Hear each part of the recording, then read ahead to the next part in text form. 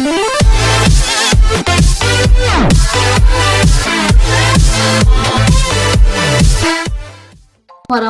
wabarakatuh. Halo adik-adik, perkenalkan nama kakak Kak Anti. Kali ini kakak akan menjelaskan mengenai materi sumber daya alam. Klasifikasi sumber daya alam ada 3, yaitu 1 berdasarkan potensi, 2 berdasarkan jenis, 3 berdasarkan sifat. Kali ini saya akan membahas mengenai sumber daya berdasarkan potensi. Menurut potensi penggunaannya, sumber daya alam dibagi beberapa macam sebagai berikut. 1. Sumber daya alam materi adalah sumber daya alam yang dimanfaatkan dalam bentuk fisiknya, misalnya batu, besi, emas, kayu, serat kafas, dan sebagainya. 2. Sumber daya alam energi adalah sumber daya alam yang dimanfaatkan energinya, misalnya batu bara, minyak bumi, gas bumi, air terjun, dan sinar matahari. Sumber daya alam ruang adalah sumber daya alam yang berupa ruang atau tempat hidupnya. Makin besar kenaikan jumlah penduduk, sumber daya alam ruang makin sulit diperoleh. 4. Sumber daya alam waktu. Sulit dibayangkan bahwa waktu merupakan sumber daya alam. Sebagai sumber daya alam, waktu tidak berdiri sendiri, melainkan terikat dengan pemanfaatan sumber daya alam lainnya. Contohnya, air sulit didapat pada musim kemarau akibat mengganggu tanaman pertanian.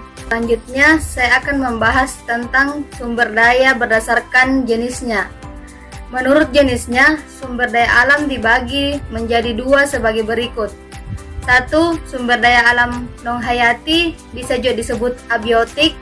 Disebut juga sumber daya alam fisik, yaitu sumber daya alam berupa benda-benda mati, misalnya bahan tambang, tanah, air, dan kincir angin.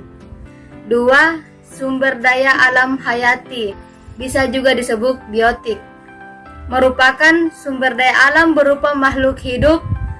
Sumber daya alam tumbuh-tumbuhan disebut sumber daya alam nabati, sedangkan sumber daya alam hewan disebut sumber daya alam hewani, misalnya hewan, tumbuhan, mikroba, dan manusia.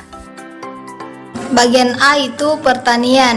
Pertanian di Indonesia sangat potensial untuk dikembangkan karena kondisi tanah yang sangat mendukung untuk syarat hidup tanaman. Sumber daya alam pertanian di Indonesia terbagi menjadi 3 tempat, yaitu sawah, ladang, dan tegalan. Jadi, saya akan menjelaskan sawah. Sawah adalah jenis tempat menanam yang membutuhkan banyak air dalam proses menanamnya. B. Ladang adalah salah satu sistem pertanian. Ladang dimanfaatkan tanah kering sebagai media tanam. Terakhir itu tegalan, adalah ladang yang telah menetap. Perbedaan ladang adalah tegalan biasanya ditanami oleh tanaman musiman. Selain itu, tegalan sangat tergantung dengan musim hujan. Yang terakhir itu, saya akan menjelaskan sumber daya berdasarkan sifat. Menurut sifatnya, sumber daya alam dapat dibagi menjadi 2, yaitu sumber daya alam yang dapat diperbaharui dan sumber daya alam yang tidak dapat diperbaharui. Saya akan menjelaskan sumber daya alam yang dapat diperbaharui. Disebut sumber daya alam yang dapat diperbaharui karena alam mampu mengadakan pembentukan baru dalam waktu yang relatif cepat. Dengan demikian, sumber daya alam ini tidak dapat habis. Pembaharuan bisa terjadi dengan 2 jalan, yaitu reproduksi atau dengan adanya siklus. Bagian A itu pembaharuan dengan reproduksi. Pembaharuan ini terjadi pada sumber daya alam hayati seperti hewan dan tumbuhan, dapat berkembang biak sehingga jumlahnya bertambah. Bagian B itu pembaharuan dengan adanya siklus. Beberapa sumber daya alam, misalnya air dan udara, terjadi proses yang melingkar membentuk siklus. Dengan demikian, selalu terjadi pembaharuan. Aktivitas manusia yang dapat menurunkan kualitas dan kuantitas sumber daya alam adalah 1. Pencemaran udara akan menurunkan kualitas atmosfer bumi. 2. Penebangan hutan dapat menurunkan kualitas air dan menimbulkan banjir. Sumber daya alam yang tidak dapat diperbaharui. Sumber daya alam ini terdapat dalam jumlah yang relatif statis karena tidak ada penambahan dan pembentukannya sangat lambat bila dibandingkan dengan umur manusia. Pembentukannya kembali memerlukan waktu ratusan, bahkan jutaan tahun.